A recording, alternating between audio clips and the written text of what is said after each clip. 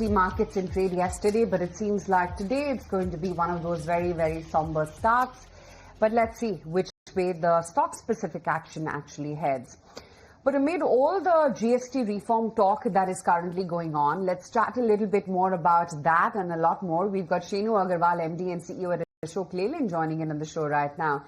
Mr. Agarwal, great to have you on ET Now today. Do you anticipate the GST reforms, for example, the possible lower slab for commercial vehicles or fleet purchases, to trigger replacement demand for MHCVs, especially in fleet modernization? Listen, there is news in the market that the GST on CVs, commercial vehicles, may come down from 28 to 18%. We think if it happens, it would be a landmark reform, for the CV industry in two different ways. One is that overall economy will benefit, and therefore it will spur demand, it will spur consumption, which will directly help the CV industry because there will be more freight to carry. And the second is that there would be a direct impact in terms of reduction of the prices of the commercial vehicles. We all know that the prices have really shot up in the last 5 or 6 years because of various regulations. But now this will come as a welcome relief.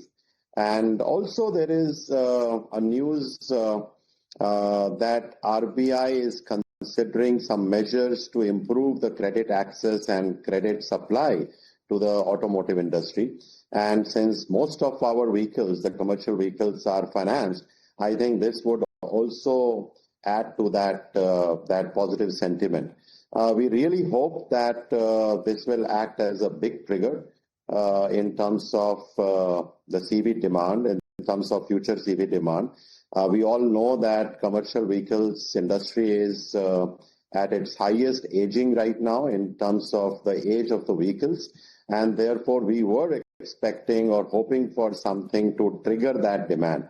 If these reforms come in, the GST and the credit access or supply, then definitely we shall see a boost in commercial vehicle demand. Sure. Mr. Agarwal, let's talk about your defense book quality. Of the 1,000 crore plus book total size, what portion is executable in FY26 versus how much will spill over in the next financial year? And how do margins compare with the base CV case?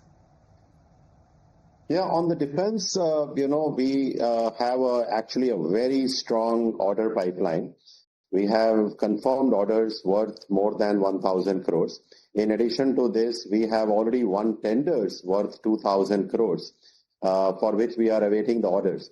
I think given this situation, the execution is a challenge, of course, but I can assure you that after having done 1,000 crores last year in defense, now we are gunning for at least 25 to 30% growth on top of that.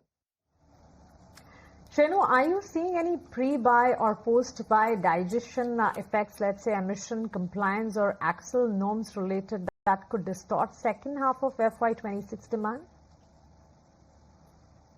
We don't think there are any external factors which will distort the demand between Q1, Q2 or rest of the year.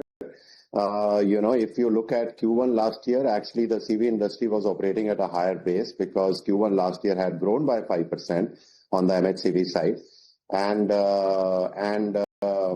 Q2 last year had actually degrown by about 14 or 15%. So therefore, we do think that Q2 we should see a better growth.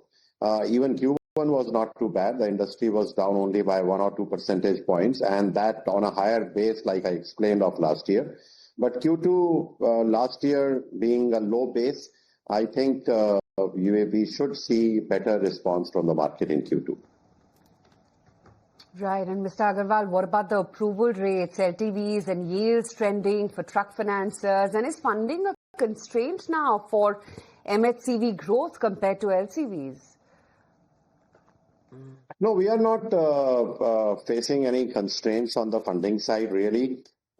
This is an annual phenomena that around monsoon there is a little bit of a problem in as far as funding is concerned. But there is nothing significant that is shifting or that has shifted.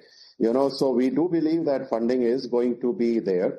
Also, like I spoke about, this RBI's thinking that they should possibly look at easing out the credit flow into the auto sector. And since commercial vehicle sector specifically is very highly reliant on financing, and therefore with better credit flow, with more credit access, we think this will be really helping the CV industry to grow.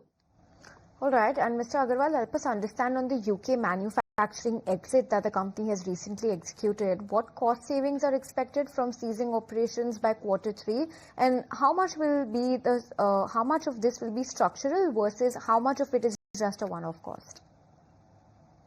So yeah, we are progressing well with our Switch UK plans. A few months back we had announced that we are contemplating ceasing manufacturing operations in UK, and we would shift that to alternative places that Ashok Leyland has.